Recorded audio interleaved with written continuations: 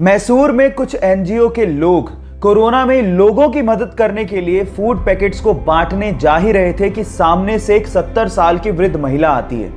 NGO के लोगों को लगा कि शायद उसे फूड पैकेट चाहिए होगा, तो उन्होंने उस वृद्ध महिला को फूड पैकेट ऑफर किया, लेकिन उस महिला ने फूड पैकेट लेने से इनकार कर दिया और कहा कि मैं देख रही हूं कि पिछले 1 महीने से आप लोग मेरे एरिया में फूड पैकेट्स बांट रहे हो, तो मुझे लगा कि मुझे भी आप लोगों की मदद करनी चाहिए। कल ही मुझे मेरे पेंशन के 600 रुपए रिसीव हुए हैं और मैं उसमें से 500 रुपए आपके इस काम के लिए डोनेट करना चाहती हूँ। अपने महीने भर की कमाई में से 90% डोनेट करने का दिल हर किसी के पास नहीं होता।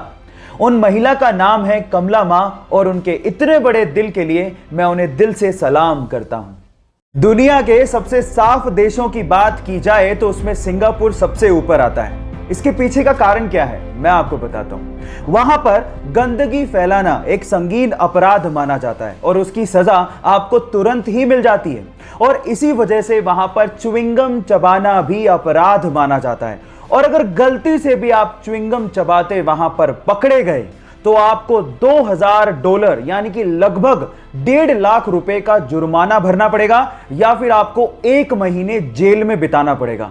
अब आप समझ ही गए होंगे कि वो इतना साफ सफाई वाला देश क्यों है। सो गाइस, ये फैक्ट आपको जान के कैसा लगा चैट सेक्शन में लिखना मत भूलिएगा।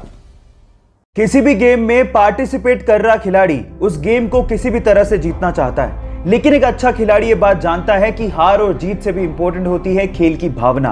कुछ ऐसा ही हुआ एक टेनिस के मैच में, जब टेनिस खेल रहे खिलाड़ी को अचानक से इंजरी आ गई तो उसके ओपोनेंट यानी कि उसके खिलाफ खेल रहा खिलाड़ी भागता हुआ बिना हिचकिचाहट के उसके पास आता है और उसकी मदद करने लगता है। ये देखकर सारे दर्शक उस खिलाड़ी के लिए तालियां बजाना शुरू कर देते हैं। देखिए इस वीडियो में।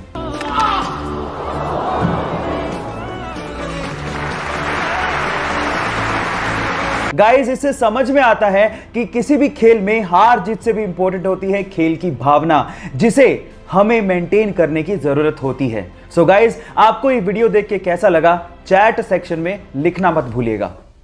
अगर किसी होटल के रूम में या फिर किसी चेंजिंग रूम में हिडन कैमरा लगा हो तो वो हमारे लिए बहुत बड़ी मुसीबत बन सकता है। अब प्रॉब्लम यह है कि कैमरास इतने छोटे होते हैं कि हमारी नेकेड आई से हम इसे देख ही नहीं सकते।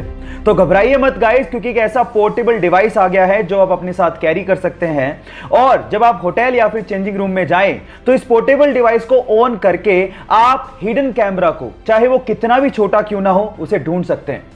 ये लेजर एलईडी टेक्निक पे काम करता है। जैसे आप इसे ऑन करते हैं और आंख पे लगाते हैं तो वो किसी भी हिडन कैमरा को ब्लिंक करता हुआ दिखा देता है।